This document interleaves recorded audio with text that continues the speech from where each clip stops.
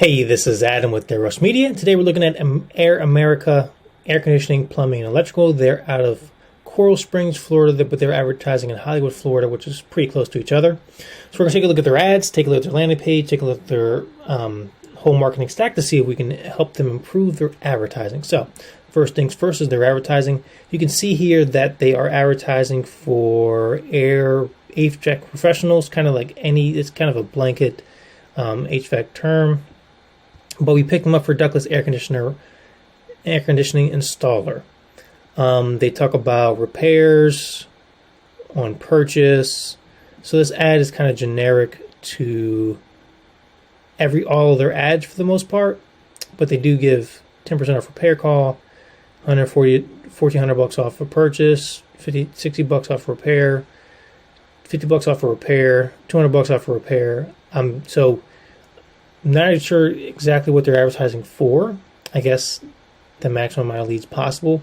But they're advertising to their Google My Business page, which is not the best for an installer, because usually people aren't going to give you a call from your landing page for installation keyword.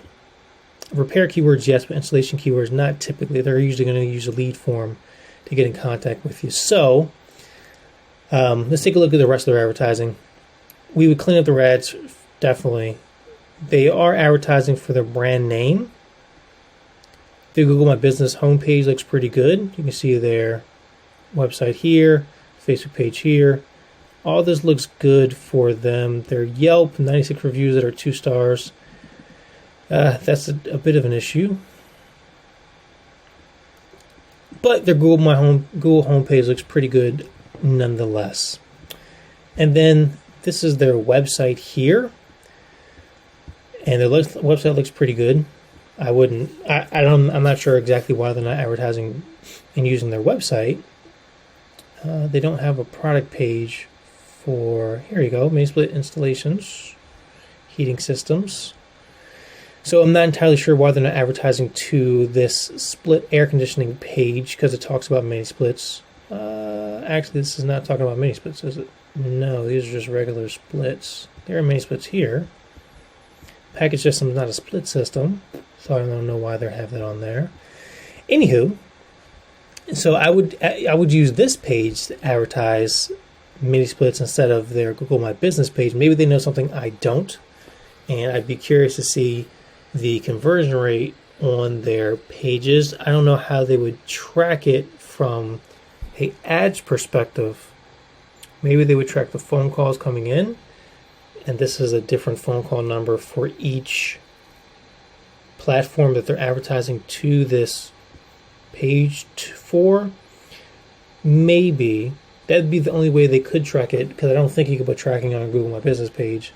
Maybe they updated it and I don't know, but as far as I know, you can't put tracking on a Google My Business page, and this has to be a Google Ads numbers. So if they're using something like CallRail and tracking the calls coming in from their Google My Business page based on the keyword but you can't do that on CallRail if they're not able to put a tag on the website. So I don't exactly know how they're tracking their ads and how their effectiveness of their ads.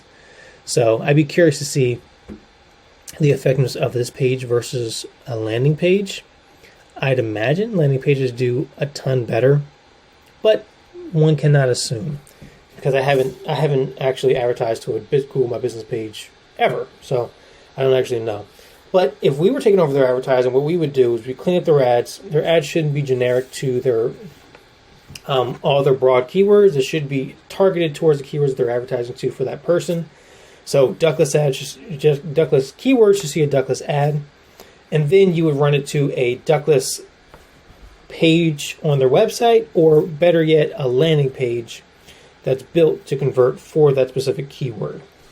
And so this would be the page we'd advertise to at the start, and then we build them a landing page to make sure we can get better results. Typically, you want to see about 10% conversion rate on your landing page. That's how you know you're doing a pretty good job targeting people on Google, and your landing page converts pretty well. Don't see any tracking from Facebook, so we'd set that up. And then they are advertising on Facebook, and they're also updating the Facebook page pretty well. So, in the White House, okay. Okay, but their page looks pretty good. Their ads do not. Kind of generic-ish ads, not really speaking about anything. Okay. So, there's a lot of cleanup that needs to be done for their advertising. It looks like they're handling it in-house. To me, it just will look like it's handling in-house because it's not really targeted towards a specific thing. Usually, if you're a company like ours and we handle advertising, you're graded based on your results. So, having the best strategy possible is the best strategy possible for someone like us. And this would not be it. This wouldn't be able to. You wouldn't be able to quantify your results by doing stuff like this or advertising to a Google My Business page. So the first thing we do is clean up their ads. Second thing we do is clean up their Facebook ads. Third thing we do is retarget. Or third thing we do is run their advertising to a website page or a landing page. Fourth thing is build a landing page to make sure you can test the different versions of the pages to see which ones converts the best. The fifth thing would be retargeting visitors of those landing pages with Facebook ads to get them either back to the landing page or submit a lead form. So those would be the couple things we'd recommend for them. We can see that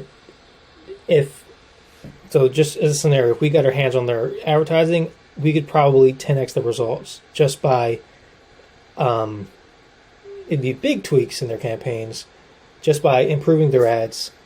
You can see a massive return. Typically, the click-through rate of ads that I want to see is about 10%. I mean, if it's below 10% on the keywords that you're bidding on, your ads aren't good enough. And if it's right around the 10%, so 8% is good, 5% is kind of low, 10% is good, great, 15% is even better. 15% is kind of like the stretch goal that we're shooting for on our click-through rate of our ads.